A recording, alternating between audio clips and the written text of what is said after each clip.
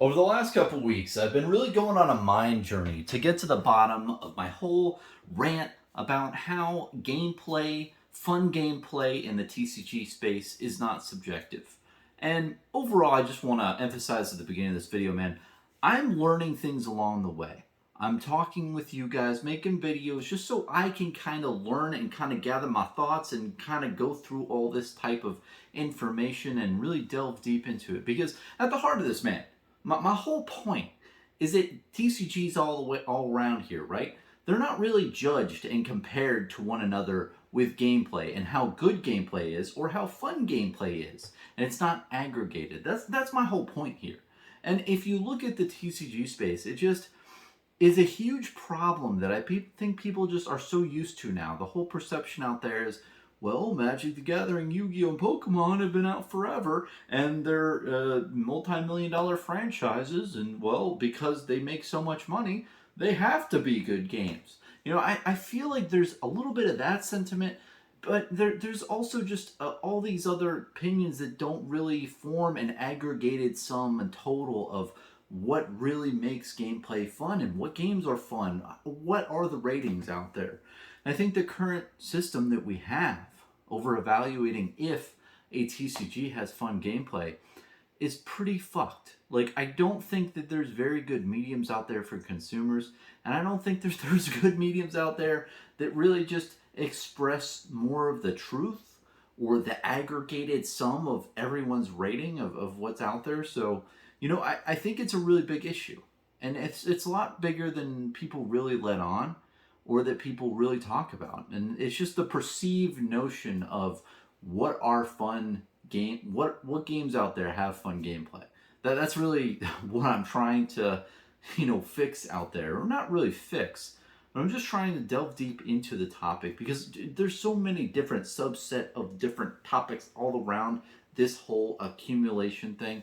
And I'll go in depth in a bunch of other videos and stuff, but what I've been thinking about lately, and I think that what is going to really encapsulate this in a really nice little bow and really package it right, is I feel like there's another term I want to say is collective opinion, right? So we have our personal opinion and our collective opinion. Collective opinion meaning everyone, like everyone out there rating a game, is it fun gameplay? And then there's a personal opinion where you or me are rating a game for fun gameplay. Now, my view on a game is subjective. I totally agree with subjectivity in that manner, and I don't mean to discount anyone's opinion here. That's not my point.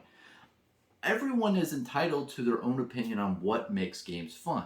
But I think that when you have that type of aspect, right, we also have what is the collective viewpoint of, is this game fun? And I think the collective opinion is just gone. It's not here in the trading card game industry. There are some websites like Board Game Geek, shout out to those guys, that have ratings on their site for Flesh and Blood, Magic the Gathering, and Metazoo, and Pokemon, and everything like that. But it's not perceived by the general area of trading card game enthusiasts, players, collectors, anyone, what have you. We don't have this perception that any type of aggregated source is like a golden source for truth of, okay, this is a really good sample size of a bunch of individuals of if they think a game is fun, right? We don't have that collective opinion out there in the wild, right? For everyone to really just grasp and accept. Whereas when you look at the gaming industry, at the any other medium of television or shows, you have so many different mediums of different critics who rate things on a scale from 1 to 10 based on a bunch of metrics. You have a bunch of award ceremonies for these things. You have a bunch of different IMDb or different sites like IMDb mainly that aggregates the sum total of all the different users of, hey, was this a good movie or not? And I think that is so important to have out there and that people can rely on. Because if you ask me, right? If you ask me, and I'm gonna give an example from a comment that I had in a previous video, is The Room a good movie, right? Me personally, I think that movie's like hilarious. The movie's so fucking good. It's really funny how the acting is terrible and the scripts are terrible and the whole movie is just terrible. It's so bad that it's good. I totally agree. Like I watched it on Adult Swim the first time I watched it. I was like, what is this? I think they played it for April Fools. It was a it was a really, weird movie, right? But all in all, do I think it was, good in the sense of a good movie? No, I know it isn't. The acting's terrible, like I said, and all the other aforementioned things. It's just a terrible movie when you look at the metrics. And if you look at IMDb, it kind of shows. I think they're well below a 5 rating overall. I don't know the exact number, but that is a pure example. Like, I know I have my opinion, but I know the collective opinion is this is a bad movie, and it shows on IMDb. And I think that maybe really spars another thing is metrics. We have, what makes a movie good or what makes a movie fun, right? Well, it's good acting, it's good scripts, dialogue, it's scenery. There's a lot of different things that we can pinpoint to say, hey, this movie is crap because A, B, C, and D, or this movie is great because A, B, C, or D. With trading card games, you don't really have that. You don't really have a metric system. And I think metrics is another thing that I was really thinking about lately. And you don't have a globally accepted metric system. For example, like with movies, right? In particular, acting. Acting. How good are you at acting? Or scenery. How good is the scenery? Or script. How good is the script? How lively does it sound, right? Those are different metrics. With trading card games, you do have a lot of great metrics, but people don't really utilize them. Like, one is, hey, what is the game system based off? Is it a resource system where you have to draw your lands and you have to play your lands each turn, and if you don't draw them, then you're screwed, like Magic? Or is it something like Flesh and Blood or some other type of games where it's just different from that normal, base type of archaic system that was in the past? Now, no dig on Magic, man. I love Magic the Gathering. I still have my whole Magic the Gathering collection. It's really great. Like, it's a great game I grew up in my childhood. But what's odd to me is I feel like if you ask any trading card game person out there or people out there in the communities, like, hey, like, is this a good system? I think you're going to get mixed reviews, but in all honesty, is it really a good system? Like, when you have that type of resource system to where you could just draw up all lands or draw up all non-lands and get effed in certain situations where you can't just do anything, that's not fun. That's not fun gameplay when you're put in those situations. So is that system better than other systems? For sure it is. But is it that great when we're in the year 2022? I think it can be relooked as like, okay, this is a system. It's all right, but it's not the best, It's like when you have different operating systems for computers. It's outdated, man. It's an outdated system. It's like Windows 95. Where, you have new systems, like look at Hearthstone that came up around like 6 years ago or whatever, right? And it had the resource system where you just gain one land every turn. Like, mind blown. It just made the games a lot better because you could reasonably see, like, okay, I know I'm going to get these lands every turn. I don't have to worry about them when I'm drawing from my deck. So it was a really good, and I'm sure Hearthstone ripped that system off some other game before it. But the point still stands is resource system is a metric for games. And I feel like there's a lot of other like different metrics that we can have in the trading card game industry that really evaluates is a game fun? Is this fun gameplay? And here are your metrics A, B, C, or D. So that's what I've been really thinking about lately. And especially the collective opinion. I think collective opinion is smart. And I think that's inherently what I'm trying to get to when I say fun gameplay is not subjective. Because when you say subjectivity, we're talking about the person, the self, right? Me and you, our personal opinions. When I say fun gameplay isn't subjective, I mean that there should be ratings. There should be a collective opinion. The collective opinion, in my opinion, is more like likely to be the source of truth if a game is fun and if there's fun gameplay, because it's rated on a scale of everyone. The huge sample size probably knows more of what is truth than a one person like me or you. No matter how good we are, the general populace is probably more like inept at deciding if games are fun. And I mean, you'll see this on Board Game Geek, man. Look at Flesh and Blood. It's rated 8.2. That's pretty high. Of course, you have 450 users. Some users rated a 1 out of 10, said, this game sucks ass, I hate it. Other people like me rated a 10 out of 10, said, hey, this game's the best game I've ever played in my life. You have all those viewpoints. And that is what I think should be viewed in the general public. When you talk to someone and say, hey, how good is Flesh and Blood? How good is the gameplay? Is it fun gameplay overall, right? I think that in those social situations, it's fine to voice opinions. Say, hey, you know what? Maybe it wasn't for me, but I do see that Board Game Geek gave it an 8.2, and I see that the mass consensus is that it's a good game because, and then like you can read reviews like the power creep is really good, the artwork, I know artwork is subjective, okay, whatever. But the card design, the cold foil, how that whole thing is, and the interactions, you always feel like you're in the game. Even if you're losing, you can come back. There's so many different aspects there that people have reviewed, and I can see how they see that. I think that even if you don't like something, it's important for you to realize that, okay, that thing still is good and the general populace likes it, right? And I think that that is what we're missing in the trading card game industry now. It's more of like we're all being polarized into these little buckets where we're like, this is my game, every other game sucks ass, like this is what I'm going to play. And it's really sad that it's like that right now. In my opinion, that's what I see overall. I feel like all of us right now, we might say subjectivity is good because it makes it so all of us have our opinions and, oh, this guy Bronson is trying to silence us all. But honestly, we're already silenced. If we're not voting, if we're not saying into a collective mass of, okay, this is my opinion, into the collective opinion, right? That opinion's not being shared.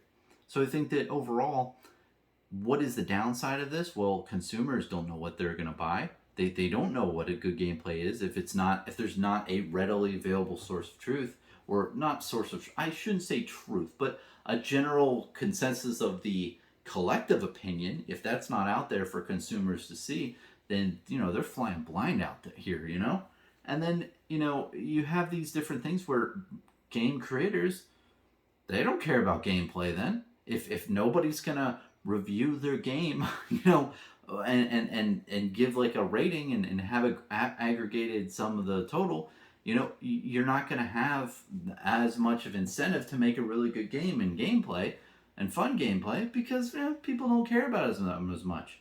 They only care about the collectability. Let's pump the sample cards. Let's pump the scarcity and all the investment bros and all that shit, right? And I think that lays into effect there too. And I think that if games are more critically reviewed and if games are aggregated, if there's a collective opinion more readily available to everyone out there, people who make games are going to focus on gameplay more because they're going to be like, oh shit, I better make good gameplay in my game or this is going to get torn apart by the public in their public opinion that people value. And that's my point here. Right now, if I'm a game creator, right, I'm like, I don't just put a freaking game together. I'll just steal little mechanics out of everyone else, wrap it up in a bow, and pump it out there. And the people who love it, great. The people who don't like it, I'll say, gameplay is subjective. It's not for you.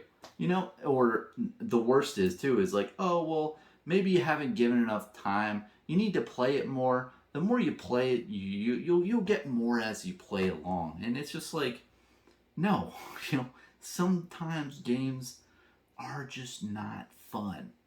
I know it's a very hot take here, man. Sometimes games are just, they don't have fun gameplay. They're rated a 2 or 3. I know that that's sad to hear, but it's really the honest truth, man, is that there are games out there currently that are fun.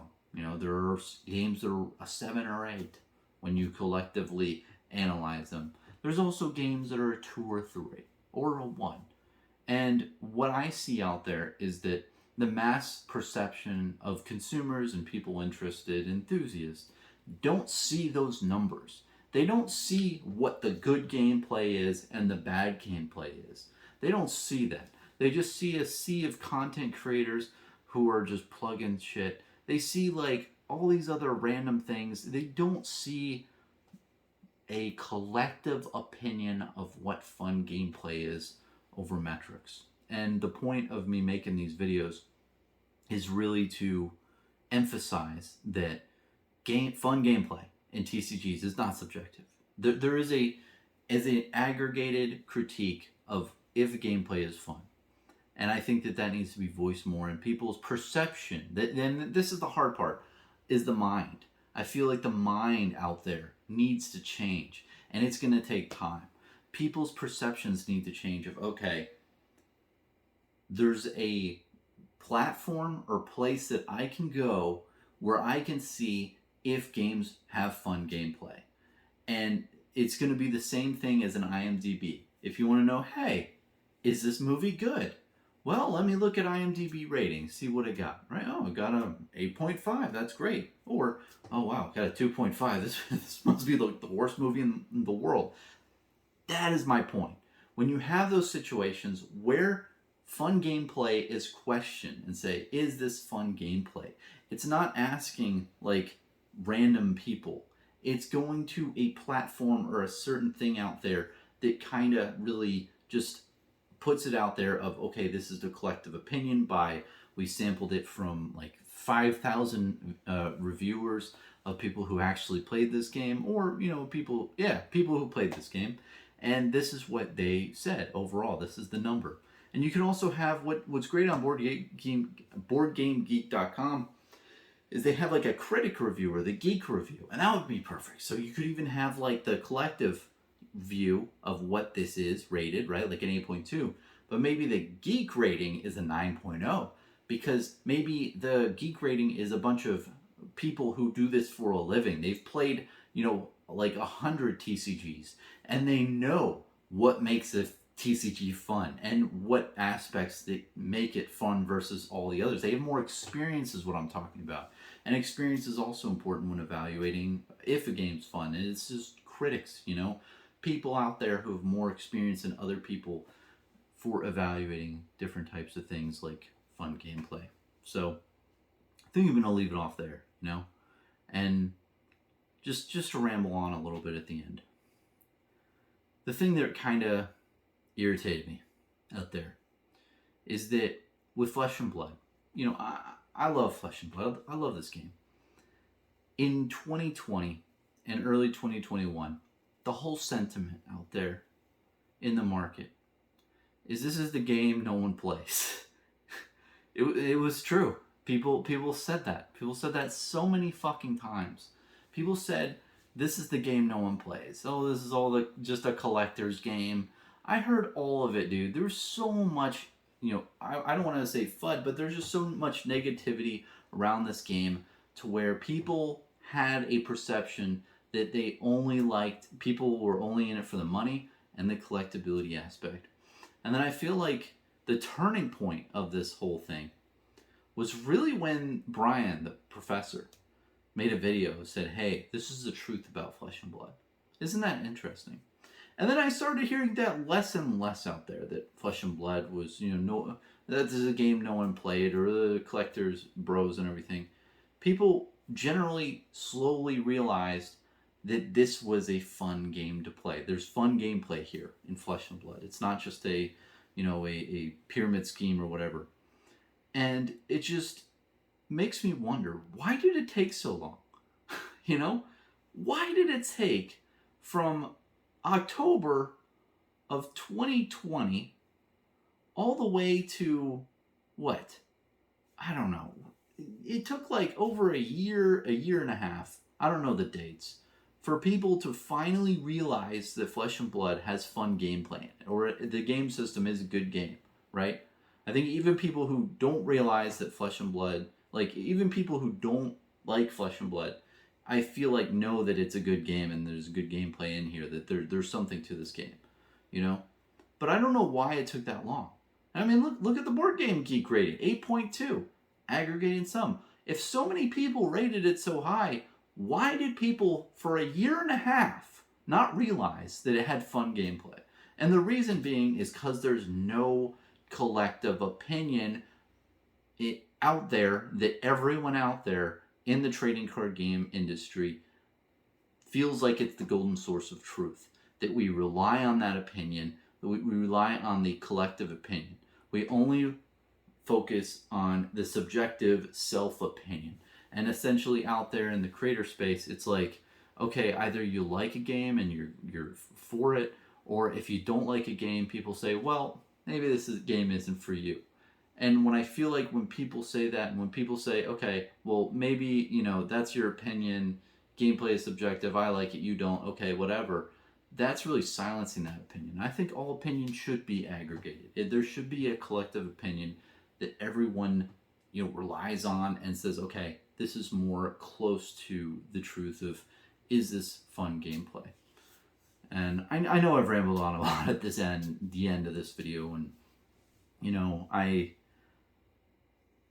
I am very biased because I love Flesh and Blood, but it does really beg the question of really what are games rated out there, and why isn't it out there thus far to where anyone out there can really just say, hey, regardless of how I feel about a game, this is the collective opinion out there, and they have good points, and here's why. So I want to leave it off of that. So a lot of really cool subjects around this whole type of discussion, and I just want to let you know that any comment out there about this whole topic is really appreciated. Like, I might not agree with your opinion, but I respect it, and I really want to hear it, honestly. Like, I really have enjoyed hearing the different discussions and really understanding like what other people's viewpoints are. And I know I'm saying something a little bit roundabout and really kind of tough, but I think a lot of people can really agree at this point that gameplay really isn't being critiqued as much as it should be, and there needs to be a source that has collective opinions, like the media, like the video game, movies, and everything like that, like how they have it, but for TCGs. I think we can all agree on that point. But overall, I just really hope that this does change in the industry, because I think it's going to allow a lot more just visibility on what games are good, what games are bad, and it will really put fire under the asses of people who are making games in the future, saying, hey, I can't just put a bunch of cow dung onto the market and sell shit all day. I need to actually make a really good game and gameplay, and they're going to focus on that in the future. So that's about it, man.